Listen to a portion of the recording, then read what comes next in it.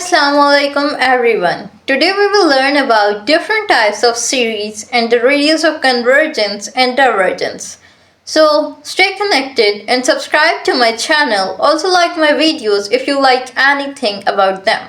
ये देखने से पहले कि जी हमारे पास रेडियस ऑफ कन्वर्जेंस क्या होता है, डाइवर्ज कब करती है सीरीज, इन कन्वर्ज कब करती है, तो हमारे पास कुछ बेसिक 5 थ्योरम्स होते हैं जो हम देखेंगे कि वो क्या होते हैं। तो ये मैं आपको बता देती हूँ, ये अपने पास नोट कर लेना आप लोग, क्योंकि लिखते हुए ज़रा ज़्यादा टाइम लग जाता है। तो सबसे पहले हमारे पास कोई भी एक नंबर है Zn बेसिकली नंबर नहीं है, मतलब सीरीज है Zn की, तो वो कन्वर्ज करती है हमारे पास अगर वो एक specific number c is equal to a plus iota b को अप्रोच करेगी। यानी कि Zn की कोई भी हमारे पास सीरीज है, जब वो एक number c is equal to a plus iota b को कन्वर्ज करेगी। कब करेगी वो? जब उसका जो इमेजिनरी पार्ट है वो b आयोटा वाले टर्म को अप्रोच करे और जो उसका रियल पार्ट है वो a वाली टर्म को अप्रोच करेगा, तो ये वाली सीरीज कन्वर्ज करेगी। उसके बाद जो सेकंड जो हमारे पास थ्योरम है वो क्या कहता है कि एक सीरीज अगर कन्वर्ज कर रही है तो limit n approaches to infinity Zn is equal to 0। यानी कि जैसे जैसे Zn में हम n की वैल्यूज को इंक्रीज करते जाते हैं तो वो सीरीज किसको अप्रोच करेगी? 0 के इक्वल होती जाएगी। यानी कि सीरीज कन्वर्ज कर रही है, इसका क्या मतलब है कि वो 0 को अप्रोच कर रही है। उसके बाद थर्ड जो थ्योरम है हमारे पास वो कॉशीज कन्वर्जेंस प्रिंसिपल आता है। कॉशीज कन्वर्जेंस प्रिंसिपल क्या कहता है कि अगर एक सीरीज कन्वर्ज कर रही है तो उसका रेडियस बहुत ज़्यादा स्मॉल होना चाहिए। एप्सिमम स्मॉल नंबर है वैसे भी, तो एप्सिमम से भी स्मॉल होना चाहिए उसका रेडियस ऑफ कन्वर्जेंस। अब ये रेडियस ऑफ कन्वर्जेंस हम कैसे फाइंड करते हैं वो हम आगे चल के देखते हैं, लेकिन फिलहाल के लिए ये 5 हमारे पास थ्योरम्स हैं जिन्हें याद रखना ज़रूरी है। उसके बाद हमारे पास चौथा थ्योरम आता है कि एक सीरीज जो है वो कन्वर्ज करती है अगर उसकी एब्सोल्यूट वैल्यूज़ जो है वो कन्वर्ज कर रही हो, यानी कि एब्सोल्यूट वैल्यूज का सम जो है वो कन्वर्ज कर रहा हो। यानी कि अब एक सीरीज है उसके अंदर n की वैल्यूज चेंज हो रही हैं, उसके अंदर डिफरेंट यानी कि टर्म्स हैं, तो उन सब टर्म्स की एब्सोल्यूट वैल्यूज का जब हम सम लेते हैं, अगर वो सम कन्वर्ज कर रहा हो तो हम कहते हैं कि ये सीरीज कन्वर्जेंट है। और उसके बाद हमारे पास कंडीशनली कन्वर्जेंट क्या होती है कि अगर एक सीरीज नॉर्मली तो कन्वर्ज करती हुई दिखाई दे रही है हमें, लेकिन उसके एब्सोल्यूट वैल्यूज कन्वर्ज नहीं कर रही हैं, तब भी हमारे पास वो सीरीज कन्वर्जेंट होगी और उसे हम क्या कहते हैं? कंडीशनली कन्वर्जेंट कहते हैं। फिर थ्योरम नंबर 5 या फिर 6 जो भी है वो आता है हमारे पास। उसके अंदर क्या होता है कि अगर हमारे पास एक सीरीज गिवन है, एक कोई भी सीरीज गिवन है, और हम उससे छोटी एक सीरीज ऐसी फाइंड कर लें कि जिसका हमें गारंटी हो, श्योरिटी हो कि ये वाली सीरीज तो कन्वर्जेंट ही होगी, तो फिर वो जो बड़ी वाली सीरीज है जिसकी कन्वर्जेंस हमने फाइंड करनी है वो भी कन्वर्जेंट होगी। और इसके अंदर हमने क्या शर्त रखनी है कि जी जो बड़ी वाली सीरीज है, तो जो सपोज कर रहे हैं हम सीरीज हर एक टर्म जो है उसकी वो इस बड़ी वाली सीरीज यानी कि जिसकी कन्वर्जेंस अननोन है उससे छोटी होनी चाहिए।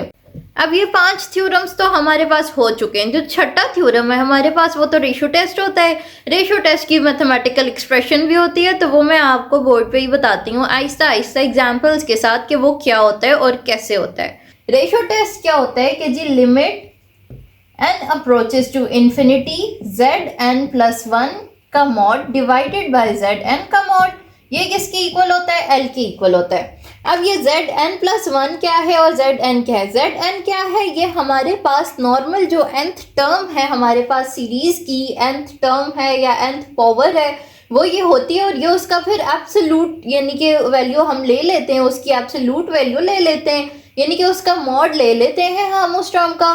और ऊपर हम क्या करते हैं कि जो सिर्फ n होता है उस n के अंदर ये भी 1 सबस्क्रिप्ट में ही है +1, तो n के अंदर जहाँ जहाँ पे भी n होता है उसके अंदर 1 ऐड कर देते हैं। और फिर उस चीज़ का जब हम मॉड लेते हैं और फिर मॉड लेने के बाद इन दोनों को डिवाइड करते हैं, और फिर जब हम उस पर लिमिट लेते हैं, लिमिट में क्या हो रहा है कि n को हम इंक्रीज करते जा रहे हैं, तो वो लिमिट किसके इक्वल हो जाएगी? L के इक्वल हो जाएगी।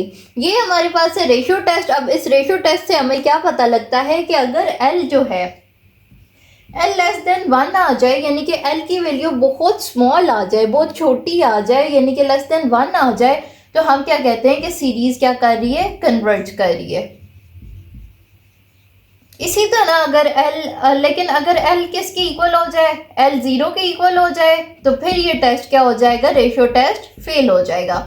इसी तरह अगर l जो है वो ग्रेटर देन 1 हो जाए तो फिर सीरीज क्या करेगी, डाइवर्ज करेगी। डाइवर्ज का क्या मतलब है कि वो किसी भी एक पॉइंट को अप्रोच नहीं कर रही बल्कि रैंडम बिहेवियर शो कर रही है, कभी इंक्रीज हो रही है कभी डिक्रीज हो रही है या इंक्रीज ही होती जा रही है, लेकिन किसी एक स्पेसिफिक पॉइंट को वो अप्रोच नहीं कर रही। और ज़्यादातर कन्वर्जेंस का क्या मतलब है कि वो सीरीज 0 को अप्रोच करेगी।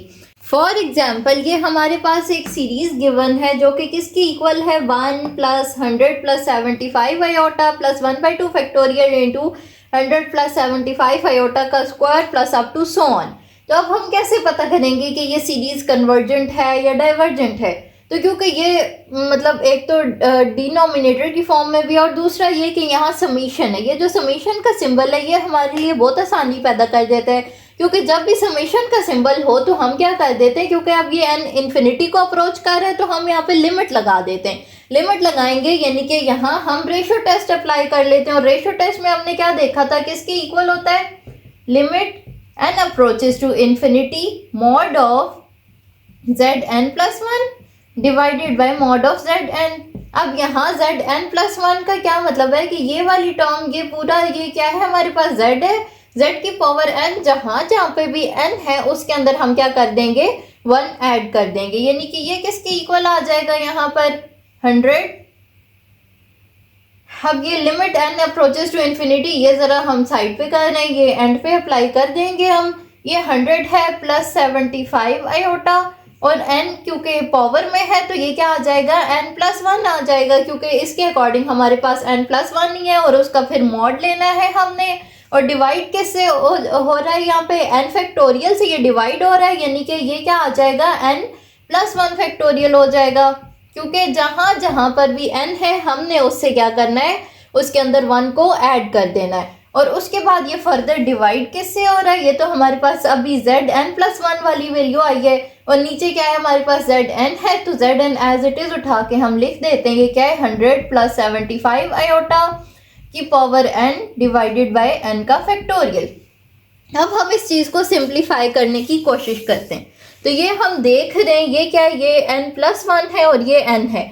अभी ये दोनों क्या हो रहे हैं, ये वाला और ये वाला डिवाइड हो रहे हैं, ये वाली और ये वाली टर्म डिवाइड हो रहे हैं। अब डिवाइड हो रहे हैं यानी कि यहाँ पे बेस क्या है, इन दोनों की सेम है, ये भी 100 प्लस 75 आयोटा, ये भी 100 प्लस 75 आयोटा है।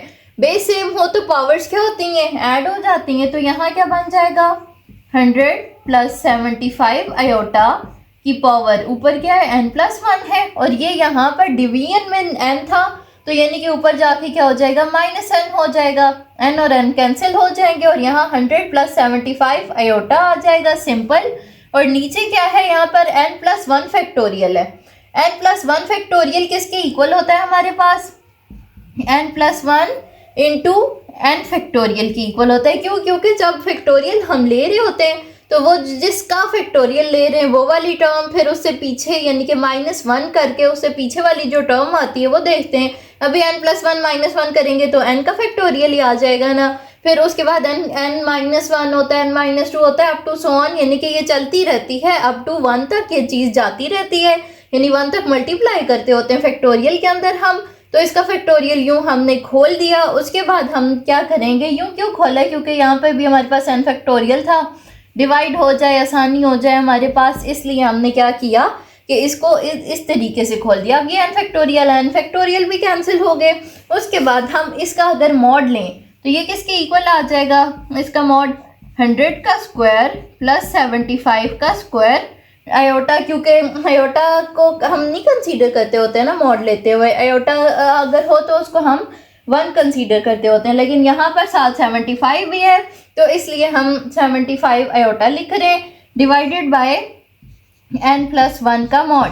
अब n प्लस 1 का मॉड क्या ही ले सकते हैं हम, क्योंकि n प्लस 1 तो हमारे पास अननोन चीज़ है तो उसका क्या ही मॉड आएगा हमारे पास। तो फिलहाल हम इसी को देखते हैं, ये क्या आ जाएगा, ये जब हम इसे सॉल्व करते हैं तो इसकी वैल्यू आ जाती है 125 डिवाइडेड बाय n प्लस 1 का मॉड। अब n प्लस 1 का मॉड है तो उसके अंदर n यानी कि डोमिनेट करेगा, जाहिर है। तो अब हम लिमिट अप्लाई कर देते हैं इस चीज़ के ऊपर, अब हम लिमिट अप्लाई कर देते हैं, limit n approaches to infinity और उसके बाद जब हम इसके अंदर लिमिट अप्लाई कर रहे होते हैं, लिमिट अप्लाई कर रहे हैं इसका क्या मतलब है, यहाँ पर n की जगह इन्फिनिटी आ जाएगा, यानी कि 125 डिवाइडेड बाय n की जगह क्या आ गया, इन्फिनिटी आ गया, +1 एज इट इज है। तो आप यानी कि कोई भी चीज़ जब इन्फिनिटी से डिवाइड हो जाए तो वो किसके इक्वल होती है, जीरो के इक्वल होती है। क्यों, क्योंकि हमें पता है 1/∞ इज इक्वल टू जीरो, जैसे 1/0 इज इक्वल टू इन्फिनिटी होता है। तो यानी कि ये सीरीज क्या कर रही है, हमारे पास सीरीज कन्वर्जेस, कि ये वाली जो गिवन सीरीज थी ये हमारे पास कन्वर्ज कर रही है। ये यानी कि n जो है वो डिनोमिनेटर में था, तो जैसे जैसे हम n को इंक्रीज करते जाएंगे, ये तो रूल हमें पता ही है कि जैसे जैसे डिनोमिनेटर बड़ा होता है तो न्यूमिनेटर मतलब जो आंसर है हमारे पास वो जीरो के इक्वल आने लग जाता है, जीरो को अप्रोच करता है, यानी कि तो इसलिए ये वाली सीरीज क्या थी, कन्वर्जेंट थी। अब ये हमारे पास एक और एग्जाम्पल है। इस एग्जाम्पल को करने से पहले हमें क्या करना पड़ेगा, क्योंकि यहाँ पर भी n है और यहाँ पर भी n है, तो हम क्या कर देते हैं, न्यूमिनेटर को भी और डिनोमिनेटर को भी n से डिवाइड कर देते हैं। हमारे पास क्या बन जाएगा, समेशन इन्फिनिटी तक जा रही है, n is equal to 0, n divided by n which is equal to 1 minus iota divided by n आ जाएगा, और डिवाइडेड बाय 3n था, इसके साथ 3 एज इट इज आ गया, +2 आयोटा डिवाइडेड बाय n बन गया, क्योंकि n को हम न्यूमिनेटर और डिनोमिनेटर सबसे डिवाइड कर रहे हैं।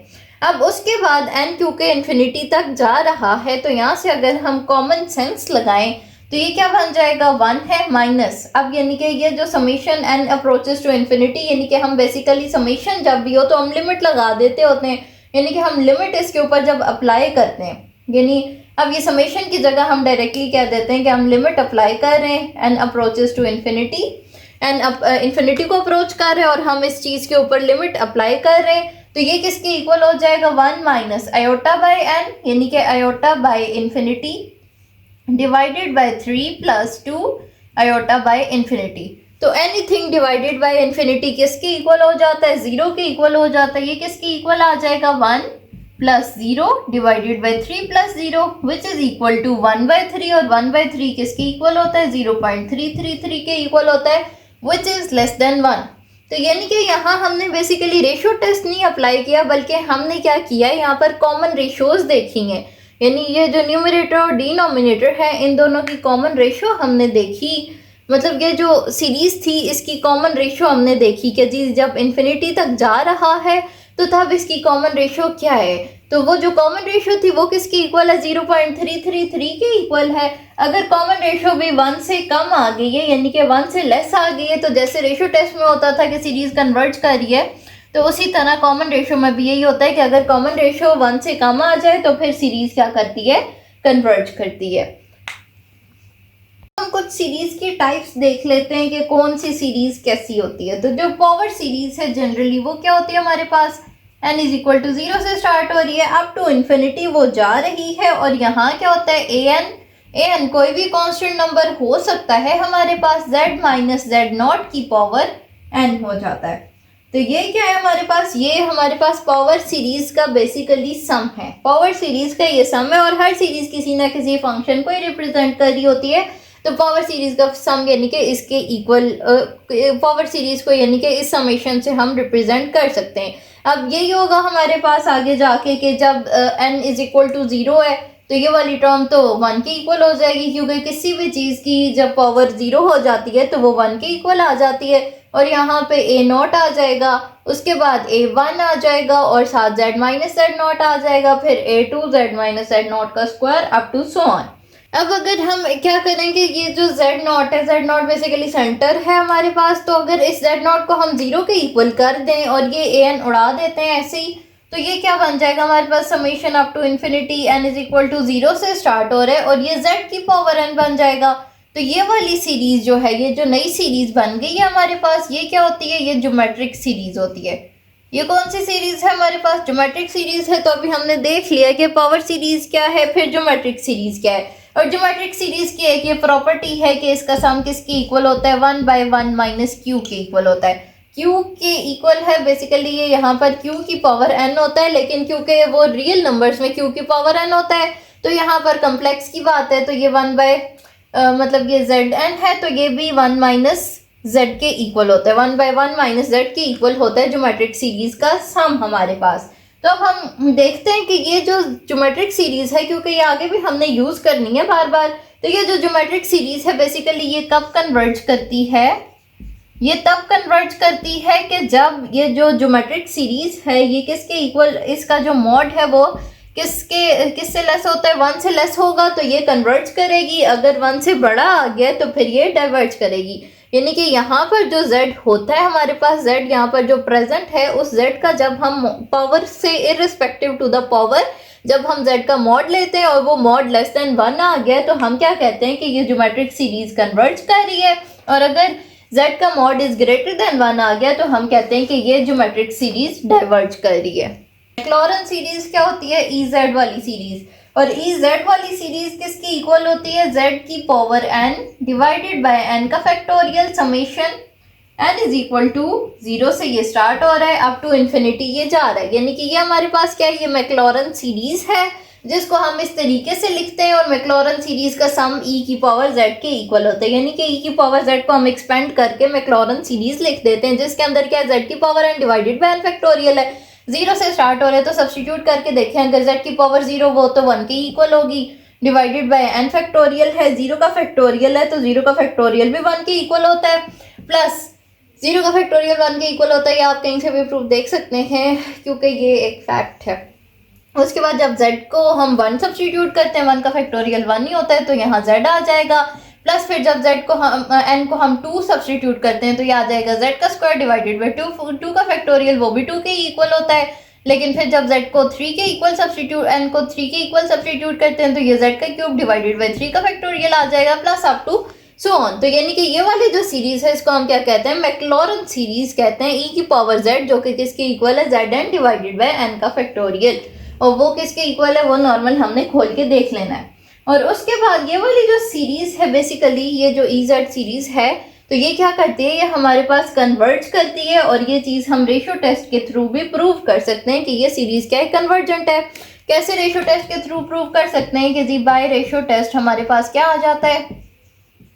बाय रेशियो टेस्ट हमारे पास यही होता है ना कि जो z की पावर n है तो उसके अंदर हमने क्या कर देना है? n प्लस 1 कर देना है, डिवाइडेड बाय n फैक्टोरियल है तो n प्लस 1 का फैक्टोरियल आ जाएगा। और फिर साथ डिवाइड हो रहा है, क्योंकि डिवाइड हो रहा है zn और n फैक्टोरियल से तो यानी कि मल्टीप्लाई हो जाएगा n factorial divided by zn। यानी कि ऐसे ही डिवाइड करते होते हैं ना, मतलब अगर नीचे चीज़ डिवाइड हो रही हो तो उसे मल्टीप्लिकेशन में इसी तरह से चेंज करते होते हैं, ये तो बेसिक बात है। फिर अब ये क्योंकि इधर बेस सेम है, इधर यहाँ zn है और यहाँ zn प्लस 1 है तो ये zn और ये z की पावर n कैंसिल हो गई, यहाँ सिर्फ z बच जाएगा। उसके बाद n का फैक्टोरियल हमने पहले भी देखा था कि ये किसके इक्वल होता है? n प्लस 1 का फैक्टोरियल इंटू n के फैक्टोरियल के इक्वल होता है। तो अब ये दोनों भी आपस में कैंसिल हो गए, ऊपर हमारे पास क्या बच जाएगा? z divided by n plus 1। तो अब जब हम इसके ऊपर लिमिट अप्लाई करते हैं, limit n approaches to infinity, तो ये किसकी इक्वल आ जाएगी? 0 की इक्वल आ जाएगी, क्योंकि 1 by infinity is equal to 0 ही होता है।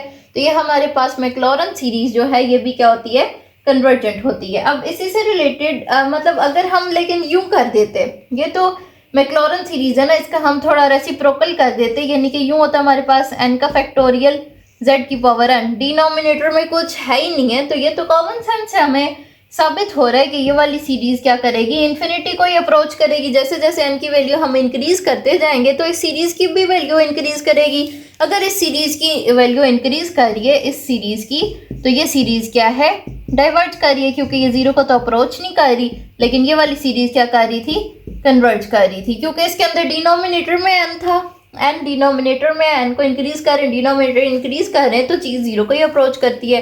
तो यानी जब डिनोमिनेटर इंक्रीज हो रहा हो, यहाँ डिनोमिनेटर कुछ है ही नहीं है, ऊपर ही चीज़ इंक्रीज हो रही है, तो वो ओवरऑल इन्फिनिटी को वो ये वाली सीरीज अप्रोच करेगी। उसके बाद हमारे पास कॉस और साइन z की सीरीज होती हैं। कॉस z की सीरीज किसके इक्वल होती है? 1 माइनस z का square by 2 factorial plus z का 4 divided by 4 factorial minus z6 divided by 6 factorial plus up to so on.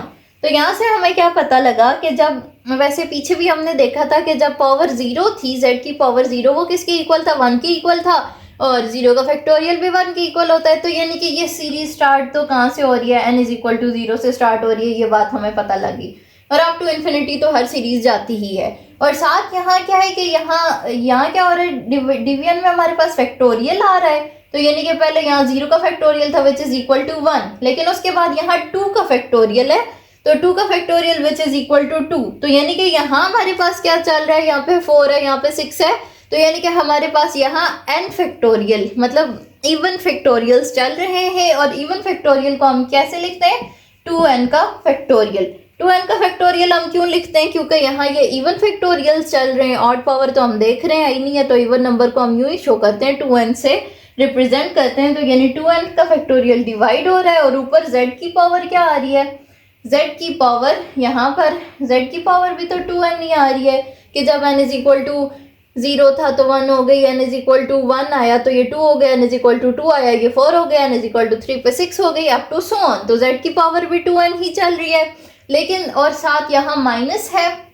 तो माइनस के साथ भी यानी कि -1 भी यहाँ पर मल्टीप्लाई हो रहा है, और उसकी पावर क्या है, n है, यानी कि सिंपल इवन ऑड में ही चल रहा है। वो कहाँ से इवन ऑड में चल रहा है, जब n की पावर 0 थी तो -1 की power 0 which is equal to 1 आ गया। उसके बाद जब n की पावर हमने 1 रखी है तो -1 की पावर 1, तो वो -1 की इक्वल आ जाएगा, ये -1 आ गया, फिर -1 का स्क्वायर पॉजिटिव हो गया, फिर -1 का क्यूब नेगेटिव हो गया, तो अप टू सो ऑन। तो ये इस तरह से हम cos z की सीरीज को रिप्रेजेंट कर सकते हैं। फिर हमारे पास sin z की सीरीज आती है, जो कि बहुत ज़्यादा रिजेंबल करती है इस सीरीज को, लेकिन वहाँ पे क्या होता है, यहाँ z आ गया, फिर उसके बाद क्या हुआ, z का क्यूब डिवाइडेड बाई 3 फैक्टोरियल आ गया, plus z5 divided by 5 factorial आ गया, plus up to so on. तो इसका क्या मतलब है कि इस सीरीज के अंदर क्या हो रहा है हमारे पास, यानी यहाँ से तो हमें क्या पता लगा, वहाँ z इज इक्वल टू 0 था, तो मतलब n इज इक्वल टू 0 था तो 1 से स्टार्ट हो रहा था, लेकिन यहाँ n इज इक्वल टू 1 है तभी तो z आ रहा है, तो यानी कि n इज इक्वल टू 1 से स्टार्ट हो रही है, अप टू इन्फिनिटी तक जा रही है, और न्यूमरेटर में इसके z है, लेकिन z की यहाँ सिर्फ ऑड पावर्स, अगर आप देखें यहाँ 1 है, 3 है, 5 है, तो ये क्या है, ऑड पावर्स हैं इनकी। तो ऑड पावर्स को हम कैसे लिखते होते हैं, 2n प्लस 1, 2n प्लस 1 से ऑड पावर्स को रिप्रेजेंट किया जाता है, यानी कि बेसिक रिप्रेजेंटेशन ऑड पावर्स की 2n प्लस 1 ही होती है ऑड नंबर्स की, और नीचे क्योंकि ऑड फैक्टोरियल्स चल रहे हैं तो 2n प्लस 1 का फैक्टोरियल, और नीचे फैक्टोरियल्स भी ऑड चल रहे हैं, तो इसलिए हम क्या कहते हैं, 2n प्लस 1 का फैक्टोरियल लिख देते हैं। और साथ हम, क्योंकि माइनस यहाँ आ रहा है ना, माइनस का सिंबल, तो -1 की पावर, वो तो नॉर्मल है, पॉजिटिव है, फिर नेगेटिव पॉजिटिव नेगेटिव, यानी कि n ही चल रही है, इसकी n चल रही है, और वो 1 से स्टार्ट हो रही है, तो उसके मतलब n इज इक्वल टू वैसे 0 से ही स्टार्ट होना चाहिए था, तो यहाँ n इज इक्वल टू 0 से ही स्टार्ट हो रहा है, और फिर हमारे पास ये सीरीज हमारे पास रिजल्टेंट आ रही है।